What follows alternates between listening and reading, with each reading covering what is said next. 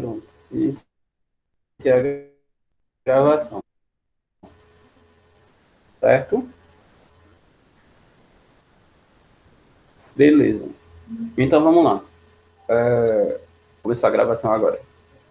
Então agora a gente vai colocar, eu vou colocar para vocês uma tela, que é a tela da apresentação, e aí eu vou falando e depois eu volto para poder a gente saber se tirou todas as dúvidas. Beleza? Vamos lá. Todo mundo está me escutando bem, né? Dê um ok aí no chat para me saber se está todo mundo me escutando bem. Para me saber se não tem alguém perdido aí nessa história. Bismarck, Kelly, quem mais? Luiz, Samuel, Linelli, Pedro, Augusto. Pronto, tá todo mundo escutando. Então eu vou colocar lá. Então a gente vai começar a aula agora. Vamos lá. Então, primeiramente eu vou falar sobre esse sitezinho aqui, ó, que ele é um site bem importantezinho, que tem muitas coisas e é muito interessante. Na realidade, eu acho ele bem didático, ele é bem completo em algumas partes. E aí esse site ele chama Planeta Bio. Vocês estão vendo a tela desse Planeta Bio, não? Estou compartilhando com vocês uma tela do Planeta Bio. Dinelli, você está conseguindo ver? Fala alguma coisa. Ou então, Kelly, dê um oi aí, diga não, sim, não, sim. Diz aí para mim, por favor, para me saber se vocês estão conseguindo ver a tela. Kelly, tu está conseguindo ver alguma coisa aí? Espera um pouquinho que ele vai abrir.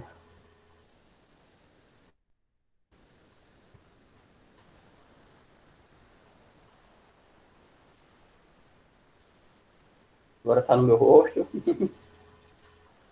Vou voltar para lá.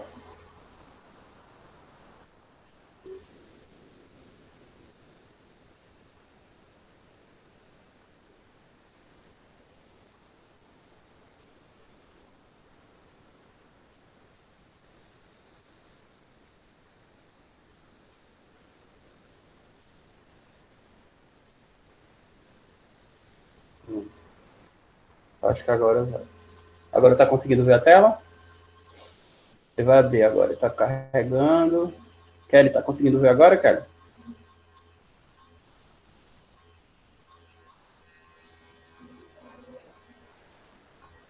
Pronto. Então, basicamente, essa tela agora que a gente vai começar a trabalhar é de um site, que é o site é o planetabio.com.br, beleza? Então, eu vou colocar esse link também lá para vocês acessarem depois, e aí vocês vão ter acesso a essas coisinhas que eu vou usar aqui para dar aula para vocês, certo? Então, basicamente, eu estou trabalhando aqui nessa parte aqui, ó, nesse botãozinho de evolução, e aí tem aqui a origem da vida. Aí o que eu abri foi exatamente esse, que é a origem da vida, certo? Vamos lá. Então, basicamente, aqui tem muitas das coisas que a gente já conversou. Então, muitas coisas que a gente já conversou em sala de aula. Eu vou falar bem rapidão, porque essas coisas a gente... Só para dar uma refletida, uma lembrada só de algumas coisas. E outras coisas a gente não viu ainda. Beleza? Então, vamos lá. Do científico, a gente já viu isso bem fácil, fácil. Vocês lembram que a gente falou sobre método científico na sala? E quando a gente falou sobre o método científico, ele tinha basicamente algum passo a passo, e esse passo a passo era bem simples. Isso aqui também eu tinha colocado no slide para vocês, para seguir, beleza? Então a gente primeiro observa uma coisa, faz uma pergunta, a partir disso faz um levantamento de dados, cria uma hipótese, essa hipótese eu faço um experimento para testar ela, e depois que eu testo ela, eu tenho um resultado. Que aí, se ela for válida, eu tenho uma conclusão, que aí é uma conclusão de alguma coisa. Se ela for inválida, eu também tenho uma conclusão. Mas aí, o que, é que ele faz aqui? Ó? Ele pede para que, se você arrumou um inválido, você reformule outro até você conseguir explicar. Mas não necessariamente... Espera só um pouquinho, tem alguém pedindo para entrar aqui. Não sei quem foi que pediu para entrar aqui, mas...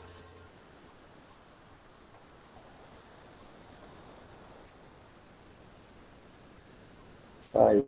Enfim. Vai continuar lá. Enfim. Então, mesmo ela sendo válida, sendo válida ou inválida, ela mesmo assim ela tem algum resultado. Então, isso não quer dizer que ela não seja um procedimento correto.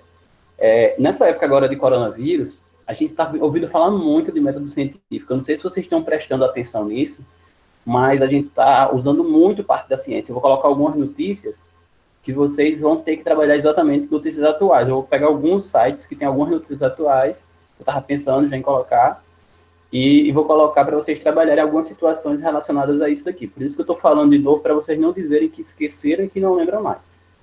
Beleza? Pronto. E daí, essa parte que eu falei, tudo que eu acabei de falar do método científico, ele é um método que é utilizado por todos os cientistas. Então, você tem como provar um determinado trabalho e ele tem como ser repetido. Outra pessoa, se tiver dúvida, ele pode repetir sem problema. Então, eu consigo entender a maioria das coisas de todo o universo a partir desse método. E é sempre a partir de técnicas que são replicáveis. Ou seja, eu consigo fazer e você vai conseguir fazer também. Então, por exemplo, a gente ia fazer um trabalho lá dos feijões. Vocês lembram que a gente estava fazendo o trabalho dos feijões? Lá no trabalho dos feijões, eu disse a vocês que tinha um grupo controle. Vocês lembram que a gente falou sobre grupo controle, né? Assim? Então, o grupo controle é aquele que a gente não mexe para poder ver se tem resultado. Tá certo? Então, a gente sempre tem um grupo controle, é aquele que a gente não mexe nele para poder ver se o resultado é eficiente em alguma coisa. Beleza? E aqui eu tenho um exemplo disso. Aqui eu tenho um exemplo, que aqui a hipótese é que um aminoácido é uma molécula que compõe proteínas, está dizendo que ela não é essencial para o desenvolvimento de larvas, de um tipo de espécie aí, de um crustáceo. Então eu simplesmente fiz o quê? Ó? Peguei o grupo controle e coloquei o quê? Eu coloquei as larvas de crustáceo alimentadas com todos os aminoácidos. Então todos os aminoácidos estavam lá na alimentação dele. Sem problema. Já aqui no grupo experimental, eu fiz o quê? Eu coloquei todos os aminoácidos, mas eu tirei ela. Exatamente para mim saber qual seria o resultado. Então, preste atenção. O grupo controle é aquele que eu não mexo. Eu deixo ele todo tranquilinho. E o grupo que não é controle, que no caso é o grupo experimental, esse sim eu mexo para poder colocar alguma coisa. Então, ó, qual é o resultado que a gente teve aqui? Ó? As larvas se desenvolveram. Nisso daqui, ó, as larvas não se desenvolveram. Logicamente, com esse resultado, eu consigo dizer que sim, a fenilalanina é essencial para o desenvolvimento de larvas. Por quê? Porque a partir do momento que eu tirei ela, que é nesse grupo experimental, as larvas não se desenvolveram. Então, ó, é importante vocês entenderem que o grupo controle é aquele que a gente não mexe, que seria, no caso dos feijões, seria aquela primeira bandeja que a gente estava trabalhando. A primeira bandeja a gente não mexeu em nada, a gente não ia cortar nada dela. Nas outras a gente iria cortar. Então, a única que a gente não mexeu, então ela vai ter as condições como se estivesse no mundo atual, normal. Isso está sendo muito falado, por exemplo, em testes de medicamentos que não foram feitos corretamente. Por quê? Porque se eu não fizer um teste com o grupo controle, com as pessoas que não estão usando também, eu não tenho como dizer que, por exemplo, o medicamento serve. Eu só tenho como dizer que o medicamento serve se eu tiver um grupo controle para fazer isso, tá certo? Então, essa parte aí é muito importante de entender o que é grupo controle e grupo experimental. A gente já falou um pouco em sala também. Aí a gente tem também alguns nomezinhos que vocês trabalham quando a gente vai falar sobre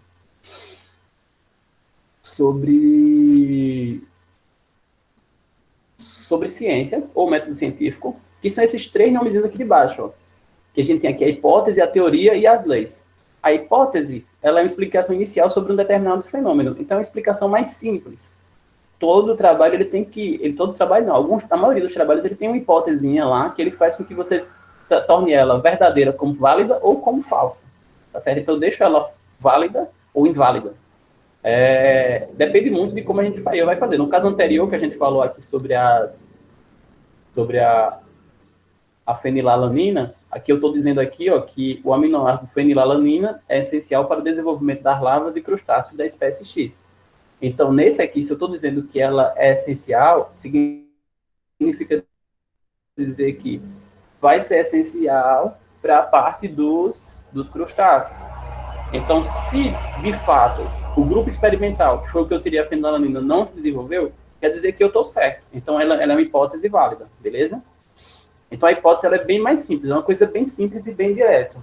Já uma teoria é um conjunto de hipóteses que já foram testadas exaustivamente e bem fundamentadas, ou seja, eu pego vários trabalhos sobre a alimentação de crustáceos e aí eu consigo ter uma teoria sobre isso, então eu consigo ter uma coisa bem maior. Não é só necessariamente de crustáceo, não, pode ser uma alimentação do mundo, de humanos, de animais, enfim, tem que ser uma coisa bem maior. Então é importante falar sobre teoria, porque teoria não é uma coisa que, não é aquela coisa que a gente fala assim, na prática é uma coisa, na teoria é outra, não. Teoria em ciência é uma coisa bem testada, então quando a gente fala teoria da relatividade, teoria da evolução, não são coisas que são só teóricas, não são teóricas, elas são coisas comprovadas, tá certo? É importantíssimo falar sobre isso.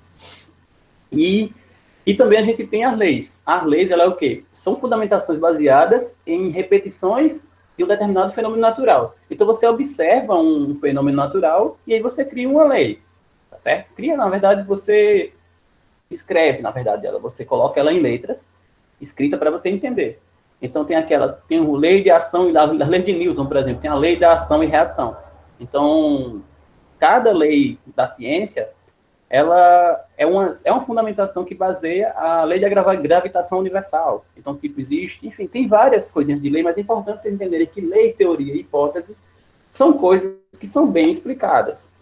Uma lei não quer dizer que é mais forte que uma teoria, mas uma teoria sim é mais forte que uma hipótese. Por quê? Porque uma teoria seriam várias hipóteses juntinhas ali, bem compiladas para poder dar um resultado bem ideal para a gente. Certo? E daí a gente vai pegar...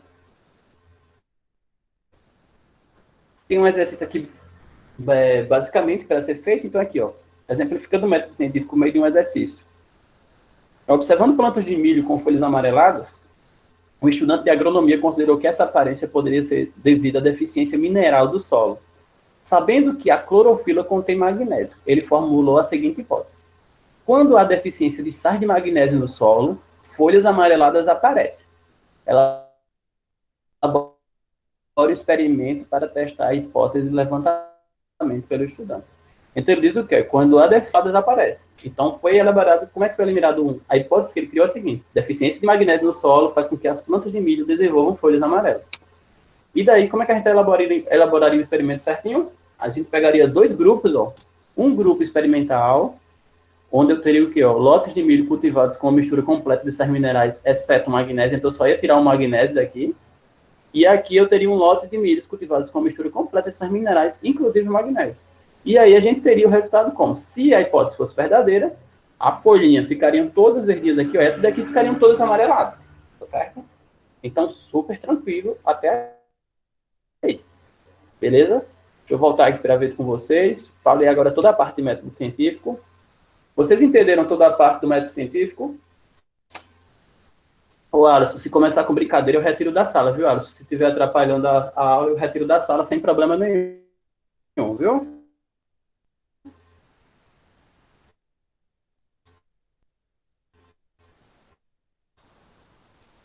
Se tiver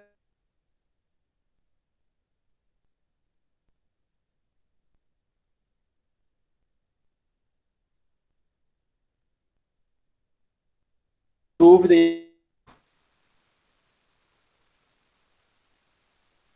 né, cadê o restante?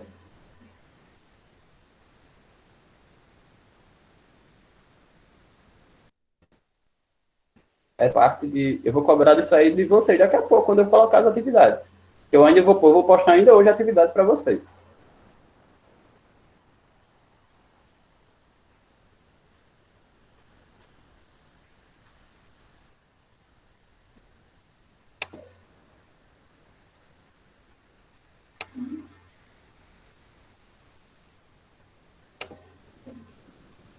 Ó, vamos lá, vou dando continuidade então. Então, voltando para lá, a gente falou sobre o método científico, e daí a gente começou, eu falei sobre características, sobre o que é... A gente comentou na sala, que foi exatamente na época que entrou o período de quarentena, foi sobre esse tempo de distanciamento social, foi quando a gente estava falando sobre a característica de vida. Então, basicamente, para você considerar o que é um ser vivo, você tem algumas características. Então, a gente coloca aqui algumas características que a gente já falou também na sala: composição química semelhante, formada por células, organização celular, ter metabolismo, ter capacidade reprodutiva, material genético e mecanismo de hereditariedade. Isso tudo também eu já falei com vocês, tá certo?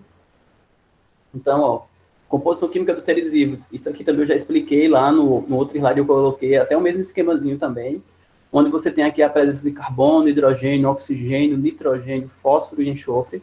Todos esses elementos químicos aqui vão estar. Essas setinhas indicam aqui a composição de cada elemento. Isso aqui a gente vai estudar mais à frente um pouco sobre isso. Quem assistiu a aula do EducaPE, na aula do EducaPE eles colocaram já a parte de água, certo? Aquela parte de água a gente também vai trabalhar para depois começar a trabalhar os outros elementos químicos futuramente, certo? Vamos lá. E a estrutura celular, então, são formados por células. Você vai ter seres que são unicelulares, formados por apenas uma célula, multicelulares, que vão ser formados por mais de uma célula, beleza? Eles podem ser procariontes. O que é um ser procarionte? É aquele que vai ter uma célula que não vai ter a membrana nuclear e vai ter os eucariontes. Então, ó, eucariontes aqui, ó, a gente vai ter a membrana nuclear, e os procariontes a gente não tem a membrana nuclear. E aí a gente tem também, dentro dos eucariontes, a gente tem as células que são de plantas e tem as células que são de animais. Qual a diferença de uma para outra? A diferença é que células de plantas, a gente vai ter parede celular, a gente vai ter cloroplasto, a gente vai realizar fotossíntese. Na célula dos animais, a gente vai ter, não vai ter a parede celular, não vai ter o cloroplasto, e a gente vai realizar a respiração, tá certo? A das plantas também realiza a respiração, mas a dos animais, o foco da produção de energia dela, a das plantas também, mas é porque a planta, no caso, ela produz o seu próprio alimento, como a gente sabe, e a fotossíntese está focada nisso daí também, é uma atividade que a gente vai precisar fazer. Isso aí a gente vai conversar mais durante a semana, certo? E daí a gente tem os vírus. Os vírus são seres vivos? Não, os vírus não são seres vivos. O vírus aí do corona, ele não é um ser vivo, ele é formado só por material genético, por proteínas, por falando o tempo todo na mídia, mas só que eles usam as células para poder reproduzir. Então ele entra dentro de uma célula e ele se reproduz. Ele só consegue fazer isso dentro de uma célula. Ele não consegue fazer sozinho. Certo? Esse processo de replicação dele. E o metabolismo. O metabolismo é o processo que as células têm de produzir, como eu falei, de produzir coisas ou também de quebrar coisas para poder realizar a produção de energia. Na realidade, não só energia, reações químicas em si. Então, ele coloca aqui dois exemplos aqui, onde tem um formando aqui e o outro do lado aqui sendo quebrado. Então, nesse um que está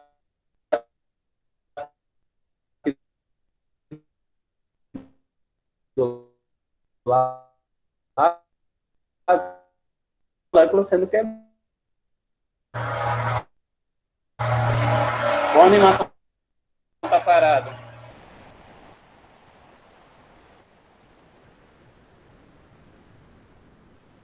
A animação das bolinhas, vocês conseguiram ver ou ela ficou parada?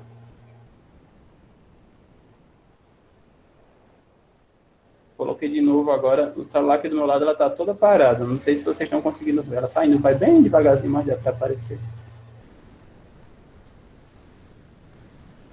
Pronto, mas basicamente o que a gente tem aqui é que no anabolismo eu vou ter a molécula sendo sintetizada, então eu começo a montar as moléculas aos poucos, e no catabolismo eu quebro ela. Como seria isso? Eu precisar, quando eu estou me exercitando, meu organismo precisa de mais músculos, né? Então ele vai colocar mais proteínas aqui, ele vai sintetizar, vai produzir.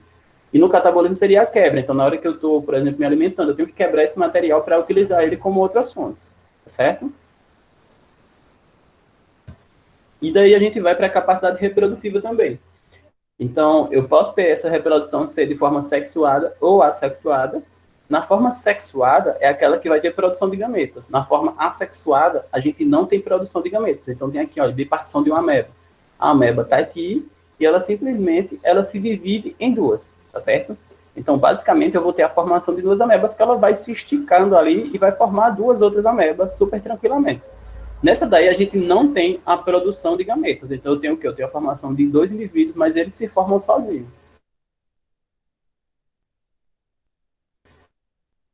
E aqui, no caso, espermatozoide e espermatozoide e óvulos, é que precisam um fecundar o outro, no caso, o espermatozoide fecundar o óvulo, para que, a partir disso, a gente tenha o processo de criação de uma célula-ovo, e essa célula-ovo dê origem a um ser vivo, tá certo?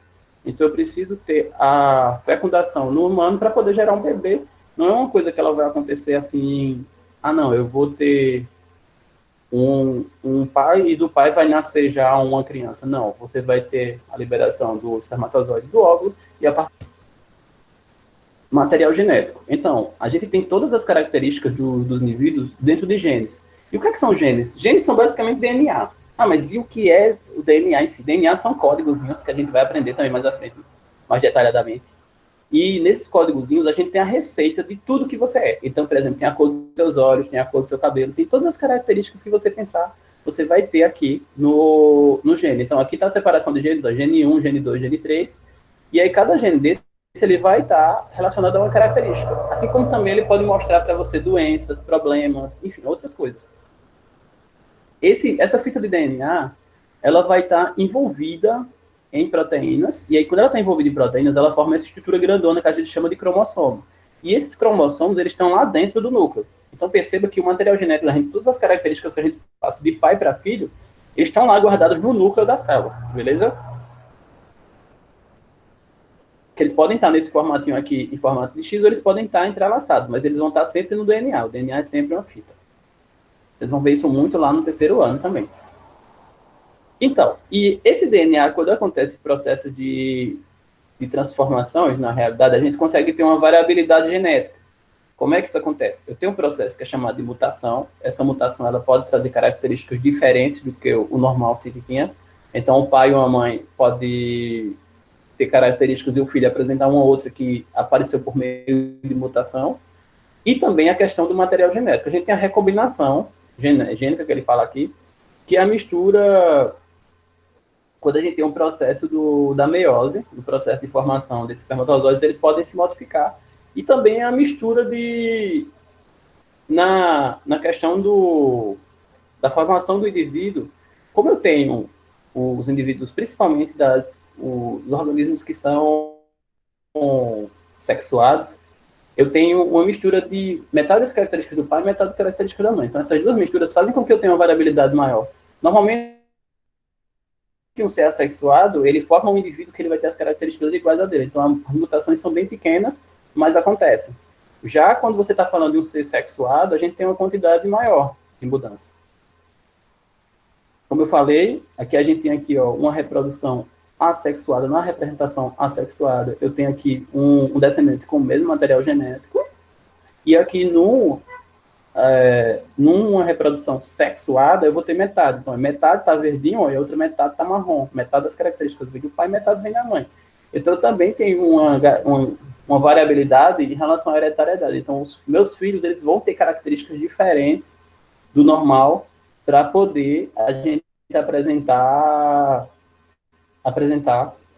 no caso, para a nova geração, tá certo? Tá dando para escutar tudo direitinho? Deu para entender tudo isso que eu falei agora?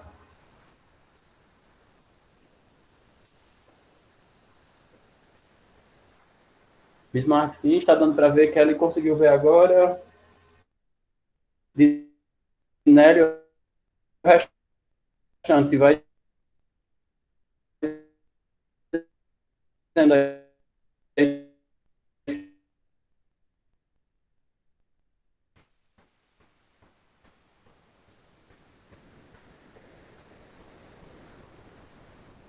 Beleza. Vamos dando continuidade. Ó, mais uma vez, se vocês acessarem os e-mails de vocês, vocês podem ter dificuldade para entrar às vezes. Então, é melhor que acessem pelo e-mail que já é aquele que eu criei. Porque se você for por ele, você consegue entrar tranquilamente. Toda vez que alguém entra com um e-mail que não é o que eu orientei, vai aparecer uma solicitação para mim liberar. E às vezes eles só deixam 5 entrar, e depois de 5 eles começam a bloquear. Então, depois de um aviso que eu não disse a vocês que isso tinha. Enfim. Continuando, vamos lá. Então, olha só. Aí a gente vai para algumas questões que eu coloquei na semana eu coloquei para vocês fazerem uma tabelinha, tá certo? Coloquei para vocês fazerem uma... Beleza? Então, o que era a teoria da biogênese e da abiogênese? Essa teoria eram teorias criadas por alguns que simplesmente eles queriam dizer que a vida só podia nascer a partir de outra vida. A teoria da biogênese dizia isso. E a teoria da abiogênese, ela dizia que a vida nascia a partir do nada. Então, tem aqui alguns pesquisadores que defendiam essas teorias, tá aqui Francisco Redi, Lázaro Spallanzani, Louis Pasteur, Aristóteles, Van Helmont, John Needham, enfim. Então, todos eles estão aqui, eles tinham essas ideias aí e eram confrontados, sempre era confrontado, existia uma briga, na verdade, um dizia que era uma coisa, o outro dizia que era outra. É como hoje, aí você vê aí essa polarização aí em relação à política que você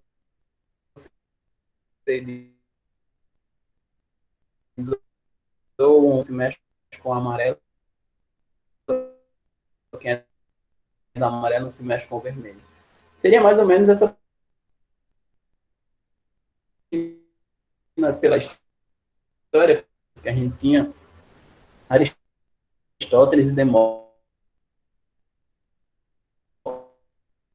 que eles colocam como os primeiros.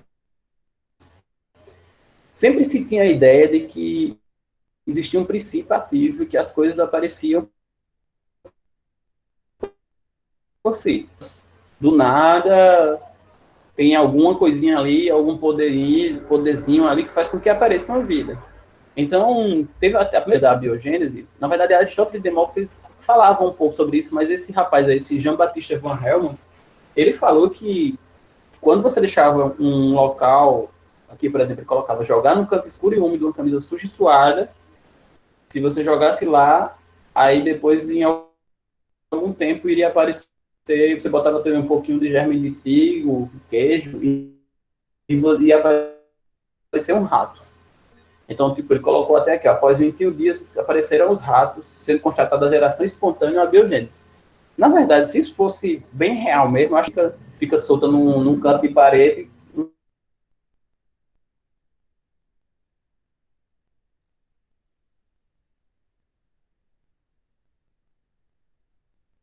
Não fica... Mas essa ideia aí de que as coisas apareciam aí era bem, ia lá e questionava. Por quê? Porque quando ninguém questiona, você pode enganar as pessoas.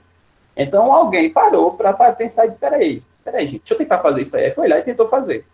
Se você tivesse uma pessoa observando o tempo todo, você ia ver que aquela camisa lá não ia ter como sair um rato de lá. Então, possivelmente o rato aparecia por quê? Porque ela tinha comida. E aí ele ia para lá porque era um ambientezinho bonzinho para dormir. Enfim, era úmido, tinha comida. Então, para ele era bom ir para lá.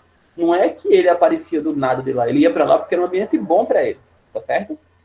E daí, eles pegaram e fizeram o quê? Daí eles pegaram e defendiam isso daí e defendeu por muito tempo. Tá certo? Até que chegou alguém para questionar. Então, a gente tem um trabalho aqui de Francisco Redi, ou Redi, enfim. O Francisco Redi, ele fazia o seguinte, ele pegou e ele questionou essa teoria e fez o experimento com os peixes. Ele colocava 2 peixes. Como foi que ele tirou essa ideia? Ele viu lá que o pessoal,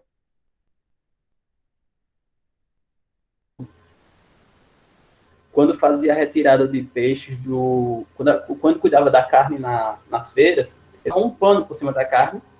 E aí, como eles colocavam um cano por cima da carne, ele pegou e percebeu, olha só, então quer dizer que o contato das moscas é que atrapalha. Se você colocar um pano, alguma coisa por cima da carne, então não vai aparecer as larvas. Então, ele colocou o frasco fechado. Quando ele coloca esse frasco fechado, ele colocou um frasco fechado, mas ele colocou um frasco fechado com uma tela, tá certo? E daí, o que foi que aconteceu? O... Basicamente, eu tive o quê? Eu tive uma... Não está aparecendo para vocês, é o experimento que eu estou vendo aqui. Não, mas vamos lá. Eu tive um frasco aberto aqui e tem um frasco fechado. E eu deixava os dois disponíveis. E aí, quando eu deixava os dois disponíveis no ambiente, isso se vocês quiserem tentar fazer, vocês podem tentar fazer com banana. Agora apareceu, que eu estou vendo ali que apareceu. Vocês podem tentar fazer com banana também. Então, o que acontece? Se você colocar isso separado, você consegue ver a presença de moscas que elas vão aparecer naquele que tem o frasco aberto. As moscas vão poder pousar, e aí, se elas vão poder pousar, logicamente você vai aparecer algumas larvas nessa carne que está lá. No que está fechado com a tela, você não vai ter. Aí o que você vai ter depois? O pessoal, como dizia que o princípio ativo da vida ele estava no ar, então se ele dizia que o princípio ativo estava no ar, teoricamente era para aparecer o bichinho nos dois, então eu ia ter larvas em ambos. Só que, com esse experimento de Reddy, ele conseguiu mostrar que não. Ele conseguiu mostrar que só apareceu larva naquele que estava aberto. Então, não existia princípio ativo no ar. E, como era uma tela, estava aberto. Tá certo? E daí, mesmo assim, ele não conseguiu refutar de fato. Por quê? Porque depois de algum tempo, esse peixe que estava aqui, ó, ele, logicamente, ele ia ficar com bactérias ou fungos, que são coisas bem menores, e aí ele ia ficar com uma coloração diferente. Então o pessoal dizia, ó, não apareceu a larva, mas estragou. Então quer dizer que ainda assim está aparecendo aí o material esse material da vida aí. Enfim.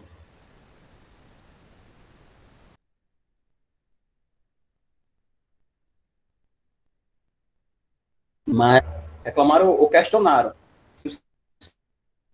Só tinha larva lá porque a mosca apareceu. Sem a mosca não tinha larva. Só que depois, como a carne estragava, ele não tinha como explicar porque ela estragava, até porque na época não tinha microscópio, não tinha como falar sobre isso se não tinha microscópio. Beleza? E daí a gente foi para outro rapaz que pegou e fez um experimento, que foi o John Needham, que foi o John Needham fez. John Needham pegou por algum tempo, ele fecha com uma rolha com tanto cuidado, tá certo? E daí o que foi que aconteceu? Ele faz um experimento, porque nessa época aí a gente tinha, como foi desenvolvido o microscópio, esse rapaz, esse Anton van Leeuwenhoek, ele desenvolveu um equipamento aí que é o microscópio aí, na verdade não só ele, como outras pessoas anteriormente a eles vieram, começou-se a perceber que existiam algumas coisinhas que andavam nesse líquido e que então existia um caldo nutritivo da vida que eles falavam assim. Então eles pegavam um caldo de carne e eles deixavam lá por um tempo e esse caldo de carne mudava de cor, ganhava uma aparência diferente e eles conseguiam perceber que existiam coisinhas passeando nesse líquido. Então, Needham, para defender a biogênese, ele fez o quê? Ele foi lá, pegou, colocou no fogo esse caldo e quando colocou no fogo esse caldo, ele depois retirava isso e deixava um tempo descansando. E aí, com o tempo, aquele líquido ele começava a aparecer algumas substâncias. Então, simplesmente, ele conseguiu mostrar o quê? Que mesmo esquentando lá, e quando você tirava e deixava um tempo em descanso, esses bichos voltavam. Então, tipo, os seres estavam nascendo lá por geração espontânea. Então, ele falava o tempo todo, ele está nascendo espontaneamente. Isso está nascendo espontaneamente, porque eu coloquei no fogo para matar tudo, e mesmo assim eu coloquei depois de descanso, e apareceu. Na realidade, o que Needham fez foi porque ele não teve um cuidado com a parte da rolha que estava utilizando. Deixa eu ver se o experimento vai aparecer para vocês direitinho aí.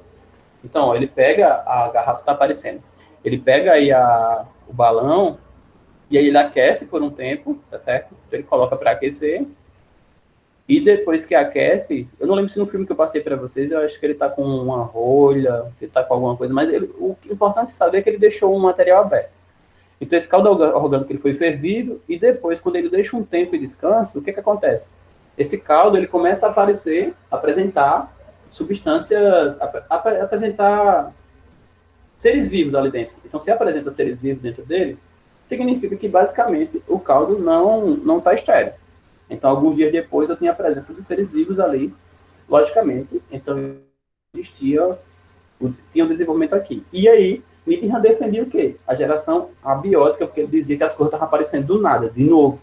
Tá certo? De novo, ele falava que estava sendo aparecendo do nada. Beleza?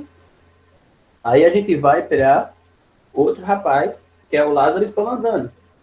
Ele criticou o trabalho de Needham, por quê? Porque ele dizia que o tempo que Needham fez, ele não ferveu o suficiente. Então ele dizia, você não ferveu o suficiente, você está fervendo em pouco tempo.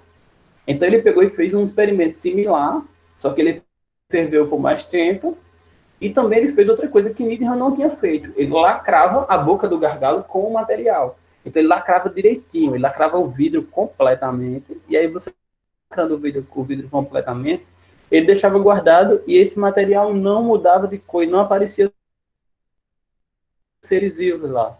Então ele conseguiu mostrar que fervendo por um bom tempo ia a presença de micro-organismos. Então aqui, ó, ele faz o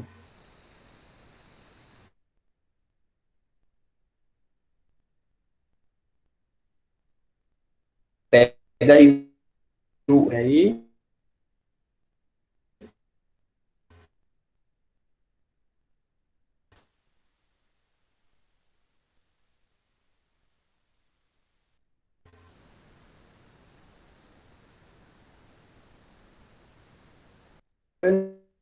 não.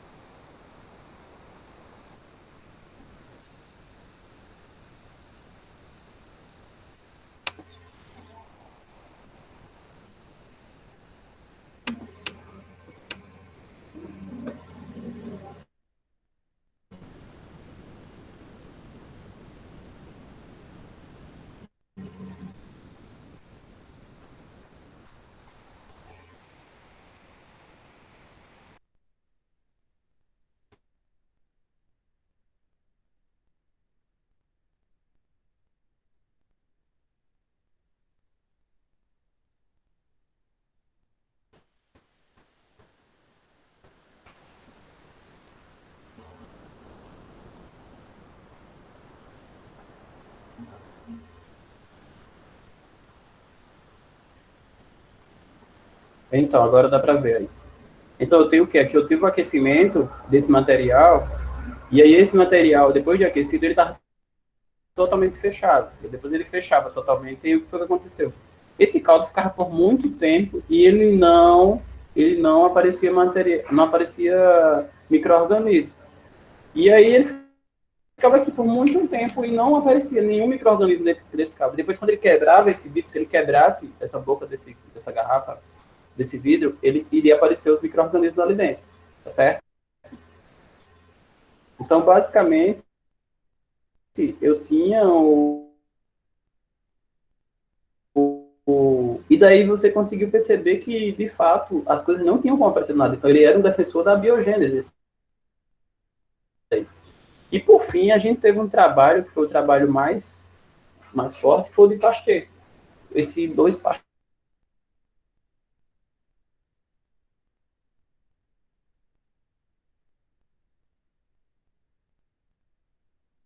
o processo de pasteurização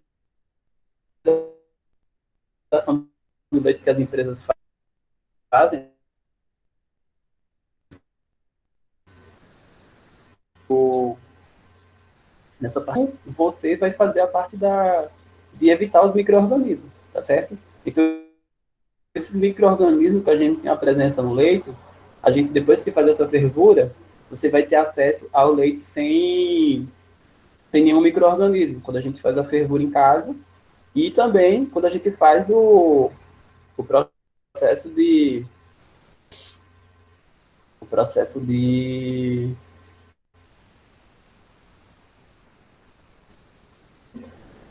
o processo que é feito, que é a pasteurização, que fica um determinado tempo em uma temperatura para poder acabar com todos, e depois você coloca esse material na caixa. Vocês já devem ter visto que tem algum leite pasteurizado, tá certo? Então esse nome pasteur, ele é o mesmo do pasteurizado que fez o trabalho. Ele uns frascos com pescoço de cisne. Então você dá para ver aqui um frasco, que ele tem um pescoço aqui, ó. Esse pescoço de cisne é especificamente onde ele colocava o material para aqui embaixo, para ferver, e aí quando esse material fervia, esse material não tinha contato com o ar por fora. Então, se tivesse algum micro-organismo para entrar, ele ficaria aqui, ó, e não conseguiria ter contato com o líquido. Dessa forma, esse líquido também não entrava em contato com o material que caía dentro. Então, o que foi que ele conseguiu provar? Ele conseguiu provar a, que mesmo com o contato do ar, nada aparecia dentro do líquido. Essa foi a maior sacada dele. Por quê? Porque os anteriores, eles sempre bloqueavam o contato com o ar. E aí a maioria dos defensores falavam assim, ah, mas se você não está tendo contato com o ar, você está tirando o poder aí das partículas de vida que existe no ar, que o ar tem partícula de vida. E dessa vez, o Pasteur ele fazia um experimento onde você tinha o contato com as partículas de vida. Então, não tinha como você não ter contato com ela, certo? Então, basicamente, ele coloca aqui, ó, dois pescoços de cisne aqui, e aí ele faz o quê? Ele coloca o material e ferve, e um deles ele deixa aqui, e o outro ele vai lá e quebra, para ver o que é que vai ter de resultado. E aí, basicamente, quando você tem esse processo, ele quebra um, e nesse que ele quebrou, vai aparecer o processo de... o ar vai cair ali dentro, ele vai entrar, na verdade, e os micro-organismos que tem no ambiente. Quando eles entrarem, eles vão fazer o quê? Eles vão ter a formação de substâncias diferentes, ou seja, você vai ter a criação de micro-organismos naquele que foi quebrado, e naquele que não foi quebrado, você não vai ter esse contato, tá certo? Então, o ar, ele vai entrar, vai, mas os micro-organismos não vão entrar em contato com o líquido, logo o líquido fica lá tranquilo. Então, a partir daí, não se questionou mais esse processo, porque aí dá para perceber claramente que uma vida só pode nascer a partir de outra vida. Então, não existiu aí, não tem como se falar basicamente aí que a vida nasce a partir do nada, e sim que a vida nasceu a partir de uma vida. Isso são questões históricas que sempre estavam quando a gente fala de vida, e que alguns pesquisadores eles sempre trabalharam nessas relações aí, sobre o que é ou como não é cada um, tá certo? Então, cadê vocês para mim ter sinal de vocês? Vocês estão me escutando? Tá tudo bem aí, professor? Tá, Bismarck? Para mim tá tudo bem.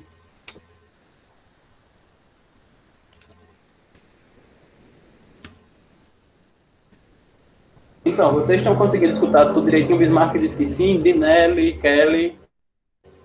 Às vezes eu fico olhando aqui para o meu celular que está aqui do lado, e aí eu fico olhando para as animações, certo? Porque às vezes uma falha ou alguma que não viram e me falam, porque aí eu repito ela, certo? Se tiver alguma dificuldade em relação a alguma das animações, vocês falam que aí eu boto para voltar, certo?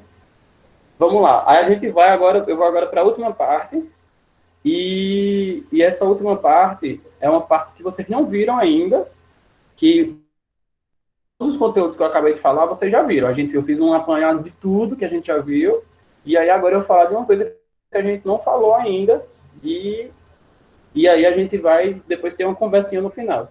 Acho que a gente termina agora nos 20 minutos, meia hora, beleza? Vamos lá. Então,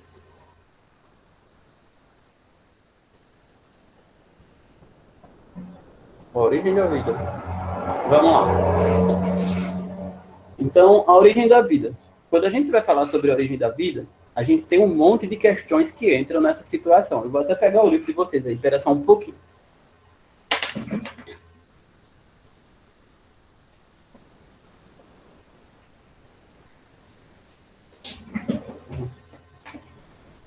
Voltei. Voltei. Então, tem algumas questões que eu acho que até no meio de vocês tem a hipótese da...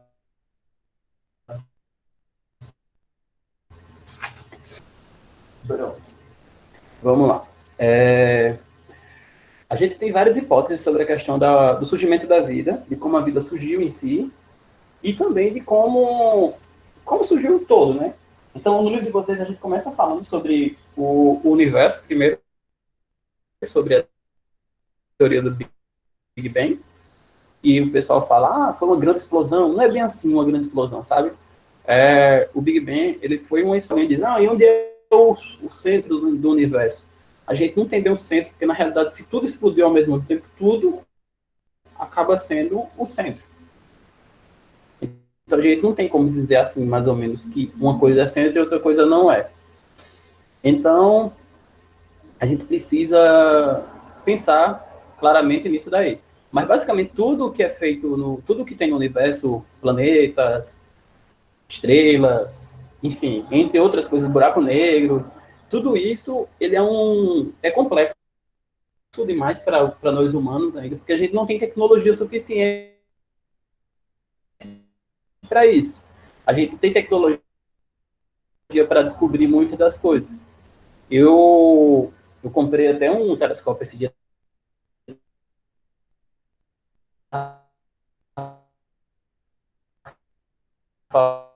falando para os anéis de Saturno lá na escola. Acho que lá para julho, se a gente voltar em julho, beleza? Mas continuando. A gente também tem uma coisa bem importante, que é a situação de como isso tudo aconteceu, que é uma coisa que a gente não estava lá para viver.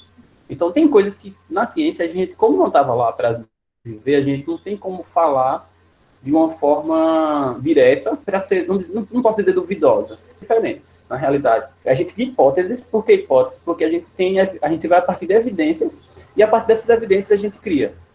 Existem algumas hipóteses, por exemplo, tem duas hipóteses que são colocadas aqui, que é a hipótese da evolução química e a hipótese da panspermia cósmica. Na hipótese da panspermia cósmica, a gente acredita que todas as formas de vida elas surgiram de compostos orgânicos oriundos de corpos celestes, ou seja, os meteoritos caíram na Terra e tal. E a hipótese da evolução química dizem que as primeiras formas de vida elas surgiram a partir de compostos orgânicos e inorgânicos. Quando a gente vai analisar a Terra antigamente, ela era bem diferente do que é hoje, certo? Então a gente tem muitas coisas que eram bem diferentes. E essas coisas que eram diferentes, a gente teve uns rapazes que conseguiram fazer mais ou menos uma ideia do que seria aquilo lá. Então, esses rapazes tem esse John Haldane e Alexander Oparin, que é Oparin e Haldane, o pessoal chama normalmente, e eles pegaram e colocaram aí a ideia de mais ou menos como seria a Terra naquela época. Então, a Terra naquela época, ela teria metano, amônia, vapor de água e hidrogênio, tá certo? Então, essas moléculas estavam lá soltas e, a partir disso, a gente teve reações que conseguiram formar a primeira vida, vamos dizer assim. E daí, eles começaram a observar que a composição da Terra ela era similar a planetas anteriormente. Então, eles colocaram aí, na verdade, propostas de que a composição antiga da Terra fosse similar aos que a gente tem em outros planetas. Então, eles colocaram aí, aqui tem a porcentagem de outros planetas, de como seriam esses planetas, aí a porcentagem desses materiais, e a partir disso foi que eles fizeram esses dados. Então, eles fizeram um experimento que como é que se conseguiria obter essas estruturas a partir desses compostos. Então, eles colocaram aqui lá no oceano primitivo, a gente teve formação de aminoácidos, e a partir deles a gente formou proteínas, essas proteínas formaram uma estrutura chamada de coacervados, e esses coacervados é que deram origem a algum material genético, como um ácido nucleico, um RNA, um DNA, e depois também foram dando origem a outras estruturas, e a partir daí formou-se a primeira célula, tá certo? Aqui a gente tem um exemplo da atmosfera primitiva, onde a gente consegue ver o que? A gente consegue ver o metano, aqui é o canto, a gente consegue ver aqui a amônia, aqui consegue ver hidrogênio, e consegue, onde a gente tinha vulcões, esses vulcões eles estavam em erupção, logo estavam jogando poeira, estavam aquecendo, e aí essas relações, juntamente com raios também, e chuvas que aconteciam, elas desencadeavam algumas situações que normalmente não eram normais. Então, vamos lá aqui colocar o simulador, ele vai rodar para vocês o simulador. Então, aqui tem o oceano primitivo aí, ó, onde a gente tem aqui as partículas aí que estão todas aí. Então, a gente conseguia ter o que aqui? As descargas elétricas, elas iam formando essas substâncias, tem ali as descargas elétricas ali em cima, tem um raiozinho. E aí, essas substâncias, elas começaram também a se unir, como eu falei, os primeiros aminoácidos, formaram algumas proteínas, essas primeiras proteínas formaram os coacervados, o que o pessoal chamava de sopa orgânica, porque era uma sopa onde tinha material orgânico, tá certo? Então, o material orgânico vai ser carboidrato, lipídio, enfim, entre outros que a gente vai conversar daqui a pouco. E daqui a pouco eu digo que é o próximo conteúdo que a gente vai trabalhar. E daí essas substâncias, elas formaram essa primeira estrutura que é chamada de coacervado. E esse coacervado em si, acredita-se que ele tinha um RNA, então ele tinha um material genético, aí para poder fazer algumas ações. Era assim, um pouco, vamos dizer assim, conseguia desenrolar algumas características, algumas, enfim, algumas funções que uma célula normalmente possui. Só que a partir de coacervados unidos e entre a célula, só dizendo como aconteceu assim, assim, assado e pode ser assim. Não, todas as coisas que eu mostrei para vocês, eu mostrei exemplos de passo a passo de como isso acontecia, só que aí o pessoal também fez isso. Vocês estão vendo o experimento aí? O experimento agora, o experimento que eu coloquei agora, que é que dá para ver um de gás, embaixo, um de evolução química, não é a tela azul. O que é que vocês estão vendo agora? Vocês podem me dizer aí? Alguém para me guiar, terra?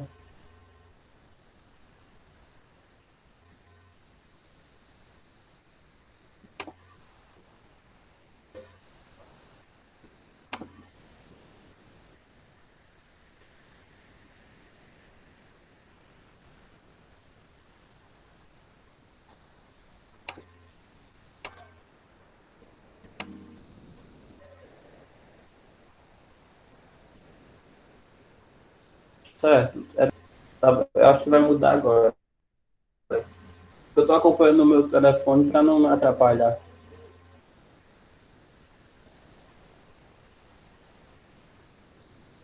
Pronto. Agora está na tela certa. Então, aí o que aconteceu? Desenvolveram esse experimento aí, Oparial Dunning, e ele fez uma simulação. Ele pegou as ideias de Oparial Dunning e fez uma simulação. E nessa simulação, o que a gente colocou aqui? Ele colocou todas as características que a gente falou anteriormente. Ó. Então você tinha aqui, ó, esse fogo aqui, esse Buick de Bunsen, aqui ele está representando o aquecimento que os vulcões tinham, essa água aqui está representando os mares, aí você tem aqui uma parte onde você vai ter gases e vai ter aqui descargas elétricas que vão representar os raios, e aqui você vai ter um condensador, que é uma parte que vai resfriar, ou seja, aquilo que está em gás aqui, ele vai chegar aqui, vai resfriar e vai voltar a ser líquido, e aqui eu teria o fundo dos mares, que é onde você tem a formação dessas moléculas orgânicas, tá certo?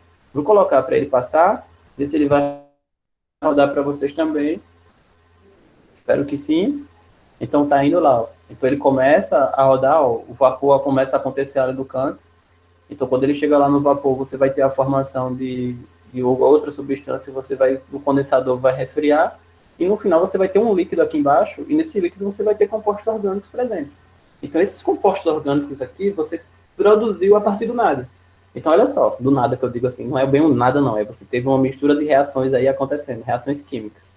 Então basicamente você tem aqui umas reações químicas aconteceram até chegar aqui e formar essa substância que está lá no fundo, que o pessoal chamou de sopa orgânica, tá certo? E daí, a gente tem a história da Terra, ela é muito longa, tá certo? Então, a gente tem aqui, ó, 5 bilhões de anos aí, a gente tem o surgimento das primeiras moléculas de ácidos, de aminoácidos. 5 bilhões de anos são muitos anos, gente, é muita coisa, não dá nem para a gente ter ideia, porque a gente vive 100 anos, 80 anos no máximo, se a gente conseguir viver muito, e a gente acha muito tempo. 5 bilhões de anos é muito tempo, a gente tem nem como pensar direito nisso, enfim. Mas aqui eu tenho só para mostrar a vocês uma ideia. Normalmente aqui o surgimento dos vertebrados foi a 500 bilhão, e o surgimento dos invertebrados também está aqui, ó, nesse intermédio aqui, ó, entre 1,5 bilhão. Então, assim, a formação desses seres que eu falei é aqui, ó, nesses 5 bilhões de anos. Então, a partir disso, foram sofrendo modificações, e a gente tem até um desenho lá na minha sala tem uma árvore, aquela árvore que eu mostrei lá, que mostra a primeira célulazinha, e a partir da primeira célula tem os ramos que foram abrindo, e a partir desses ramos a gente vai chegando em outro local, tá certo? E chega até os humanos, chega até os gatos, os cachorros, enfim, todos os animais que a gente conhece. E a gente também acredita que a teoria da panspermia, como eu falei logo no início, ela acredita que tudo isso, esse material, na verdade ele não é não só material, mas que a vida veio por um meteoro. Então, algum meteoro foi lá e trouxe esses seres vivos e acabou jogando na Terra, enfim. Só que se você analisar direitinho, a panspermia cósmica, ela não vieram de outro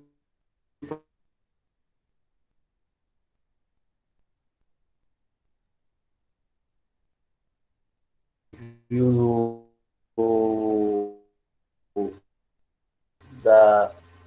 da evolução química, ele mostra como aconteceu esse processo. É diferente. Então, nesse aí na panspermia, ele só diz que acredita que esses compostos, os micro-organismos vieram de outro planeta. Então, o micro-organismo veio de outro planeta, certo, mas qual planeta? Como é que ele se formou lá no outro planeta? Existem perguntas. A gente tem também algumas hipóteses. Tem a hipótese heterotrófica e a hipótese autotrófica. A hipótese heterotrófica nada mais é do que acredita-se que o primeiro ser vivo que a gente teve aqui foi um ser heterotrófico. Ou seja, esse ser ele se alimentava de outras coisas. Então, esse ser ele realizava fermentação para poder se alimentar ou produzir sua energia na realidade. E a partir disso, ele teve vamos dizer assim, ele se adaptou e começou a produzir a fotossíntese, e a partir daí a gente teve uns seres aeróbicos que foram criados. Porque assim, antigamente a gente não tinha oxigênio, gente. Sem oxigênio no planeta, ninguém dos seres heterótrofos que hoje existem vive. E a gente precisa respirar. Se não tinha oxigênio, a gente não tinha como respirar. Na realidade, quando o oxigênio apareceu na Terra, eu vou colocar até um vídeo para vocês assistirem, ele modificou muitas coisas. Então, por exemplo, ele conseguiu garantir que outros seres conseguissem fazer respiração aeróbica, mas ele também matou um monte de outros seres, porque ele é altamente tóxico. Então, o oxigênio, a gente, por exemplo, respira ele, mas a gente é degradado por ele. Se vocês perceberem, por exemplo, um prego enferruja exatamente por culpa do oxigênio. Aquela oxidação nele que acontece é chamada de ferrugem, tá certo? Aquele óxido de ferro nada mais é do que o oxigênio corroendo o ferro e fica só o pozinho.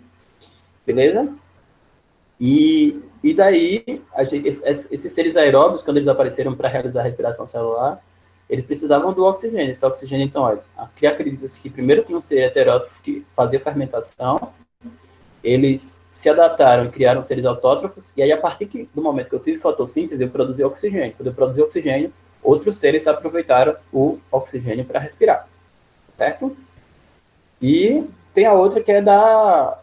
Tem também a teoria a endossimbiótica, que nessa teoria endossimbiótica, coloca aqui evidências, sim, é importante falar. Na endossimbiótica, é a parte de que eu tenho um organismo que ele era um ser procarionte, que essa aqui ela é aceita também, é uma teoria aceita, onde você acredita-se que um ser procarionte, ele primeiro foi um ser procarionte, e esse ser procarionte, ele aceitou uma... Ele engoliu, na verdade, ele fagocitou outra célula. Então, quando ele pegou outra célula, ele fagocitou, você teve uma célula aqui que acabou indo trabalhar com ele. Então, um unicelular procarionte acabou absorvendo outra célula, que ele coloca aqui, ó, que essa outra célula, ela deu origem ao seu, vamos dizer assim, ao seu cloroplasto, ou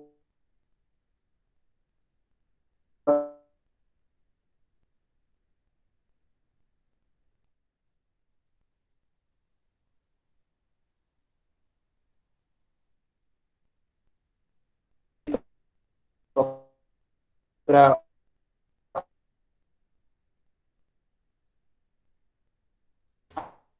aeróbio.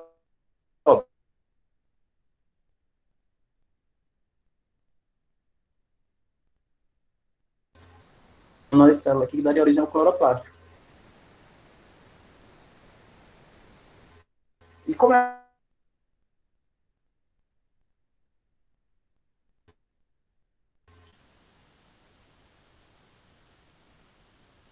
tanto consegue encontrar DNA, deve ter sido uma célula antes. Então, possivelmente a célula acabou adquirindo e ficou mais eficiente. Então, a célula procarionte ela é mais difícil para realizar algumas atividades. E as células eucariontes,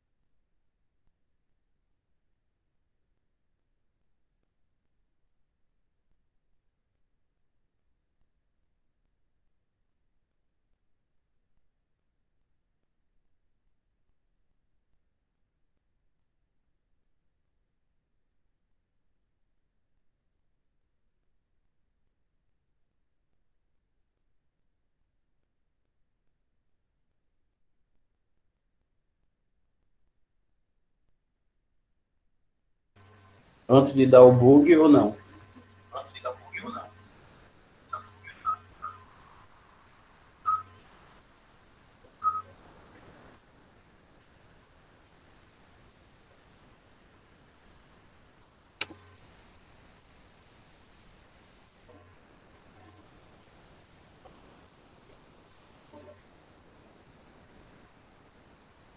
Se voltou agora, mas tinha parado ontem para vocês, que eu estava aqui dando aula super tranquilo.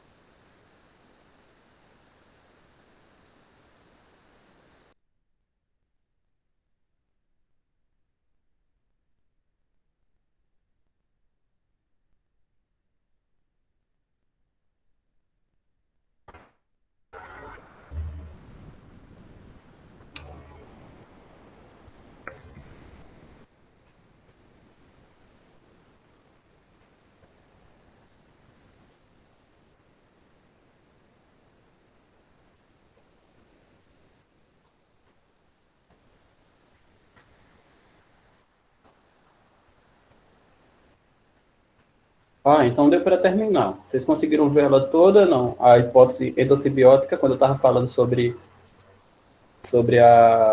o englobamento de uma célula.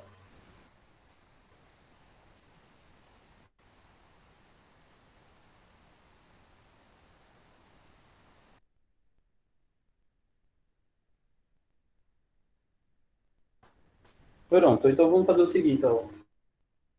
Eu quero que você me diga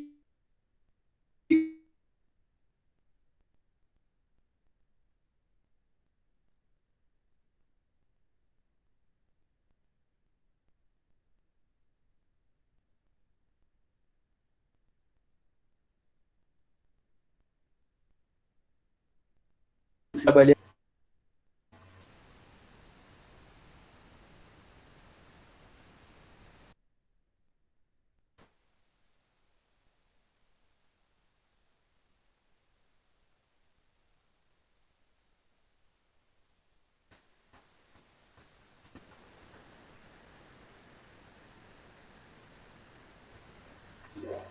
dúvidas.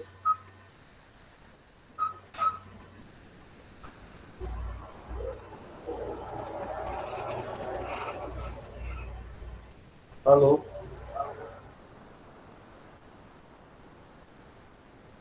Oi, oi.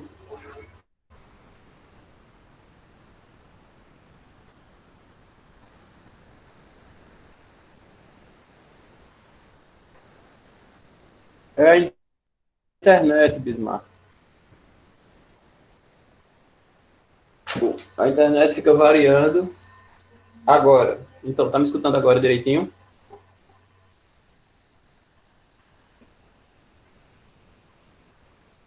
Pronto, mas é porque fica variando, é normal. Eu quero que vocês coloquem a parte que vocês não entenderam da explicação para que eu explique de novo. Tem alguma parte que vocês não entenderam? Ou entenderam tudo que eu falei?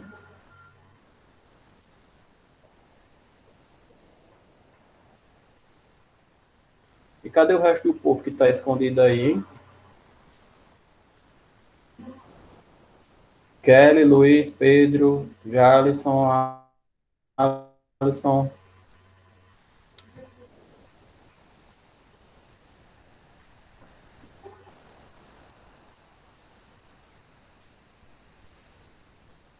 Eu estou falando para tirar a dúvida agora, porque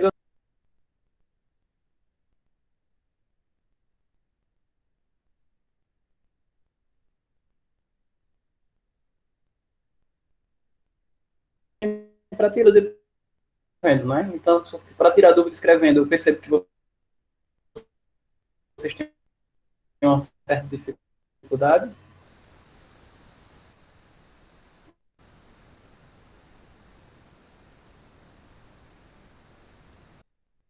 O áudio, às vezes, é por conta da internet. Aí é variando aí de um para um, assim.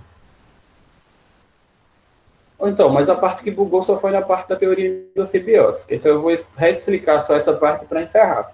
Beleza? Eu vou botar lá de novo. Então, a hipótese endossimbiótica nada mais é do que acredita-se que existiu. Deixa eu colocar para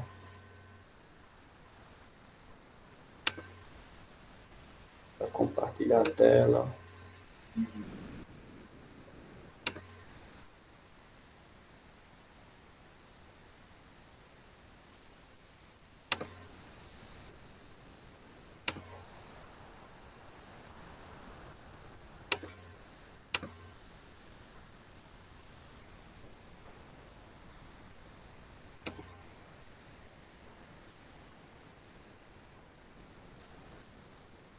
Pronto.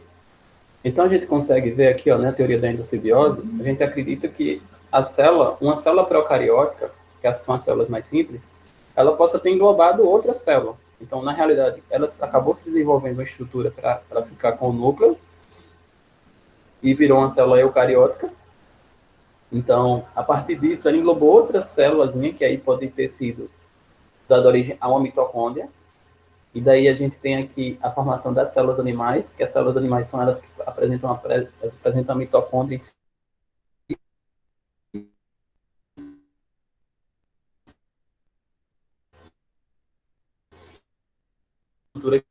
que garante a fotossíntese, e possivelmente deram origem aos primeiros seres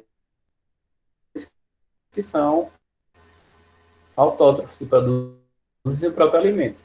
A evidência que a gente tem de que essas duas coisas aconteceram é porque a gente consegue encontrar DNA tanto no cloroplasma, isso, beleza? Então, tem alguma dúvida em relação ao restante, ou a gente encerra por aqui? Essa é a minha pergunta.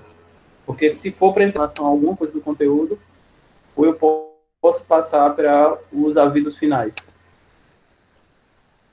Posso passar para os avisos finais?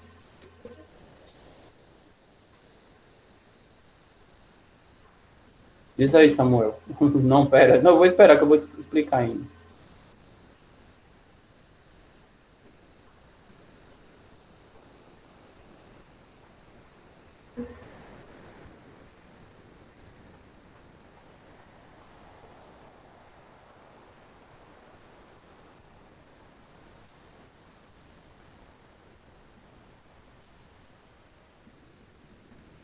Falo novo sobre sexuado e assexuado. Então, deixa eu explicar direitinho. Quando a gente está falando de sexuada e assexuada, é o seguinte, ó. Sexuada, não, preste atenção, que é para vocês não associarem com sexo, não, porque não tem nenhuma relação com sexo, não.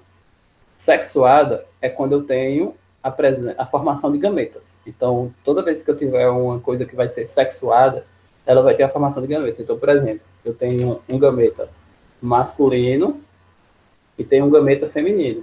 Então, eu preciso formar um gameta masculino e feminino para que os dois consigam formar um indivíduo, tá certo? Então, isso é uma reprodução sexuada. Os humanos são assim, por quê? Porque os humanos produzem o espermatozoide, as mulheres o óvulo, e aí os dois fazem com que tenha a fecundação. Essa fecundação dá origem a uma célula ovo, que no caso é a célula que dá origem à vida, beleza? Quando eu estou falando de... por que eu disse a você para não confundir com sexo? Por quê? Porque eu posso ter indivíduos hermafroditas. Então, quando eu tenho indivíduos hermafroditas, eles podem produzir gametas masculinos e femininos. E ainda assim é reprodução sexuada. Então, preste atenção. As minhocas, por exemplo, eles são hermafroditas. Tem algumas plantas que são hermafroditas. Então, eles conseguem produzir as duas coisas, tanto masculino como feminino. Mas é reprodução sexuada. Então, reprodução sexuada tem formação de gametas. Quando a gente está falando de reprodução assexuada, a gente está falando de quê? A gente está falando de um indivíduo que aí ele forma um outro indivíduo que é igual a ele. Então, ó, tem um indivíduo aqui, ó, e esse indivíduo, ele pegou e vai lá e cria outro indivíduo, e esse outro indivíduo cai aqui e é igual a ele. Mudei a cor aqui, mas não é para ter cor diferente, não, vai para ser igual. Então, os dois são corpos, então os dois são a mesma coisa. Isso a gente tem informação, aqui no exemplo, eu coloquei como se fosse um exemplo de um pólipo, mas uma ameba, por exemplo, ela está lá, e ela só estica, forma duas células, dois núcleos e se separa. Então, eu tenho uma formação sem produzir gametas. Então, ó, assexuada não tem gametas e sexuada tem gametas. Beleza? Entendeu, Samuel?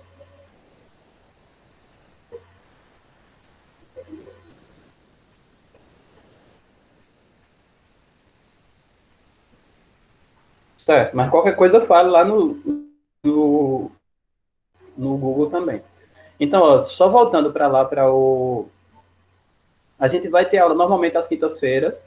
Eu vou olhar os horários para poder ficar os horários bem padrão e vou postar sempre lá no grupo. Se vocês usarem aquele e-mail que eu criei para vocês, vocês não tem problema para entrar na turma, ele já entra direto. Se vocês não usarem ele e usarem outro e-mail, tem problema, porque às vezes os 5 primeiros entram e os outros que tentarem entrar depois não entram, tá certo? Então, só lembrando, usem o outro e-mail, que aí vocês entram sem problema. Outra coisa, eu vou fazer as postagens por semana, então significa que eu vou colocar uma postagem lá da semana e vou colocar um monte de coisa numa postagem só, tá certo? Então, estou avisando logo por quê? Porque vocês não estão lendo as coisas. Ontem eu descobri que vários nunca nem leram as coisas que eu coloquei lá, que até para preencher o formulário não tinham nem preenchido. Vieram preencher ontem às pressas nas correrias. Ontem à noite apareceu uns 20, 30, tudo agoniado. Então, ó, eu vou colocar as pontuações e colocar tudo por semana. Então, eu coloco ainda hoje, acredito que ainda hoje eu coloco toda a postagem e todas as atividades. E aí vou colocar possivelmente até a outra semana para vocês fazerem. Mas aí vou colocar tudo hoje em relação a isso. e aí na outra semana a gente já vai partir para outro conteúdo. Beleza? Todo mundo entendeu isso que eu falei, não entendeu? Dê um ok aí para ver se está tudo ok. Sim, aham.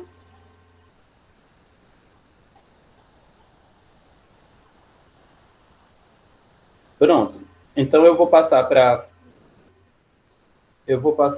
Aí a gente já pode encerrar por aqui. Aí dá 1 hora e meia mais ou menos. E toda essa aula eu vou colocar também nessa mesma postagem que eu coloquei o link.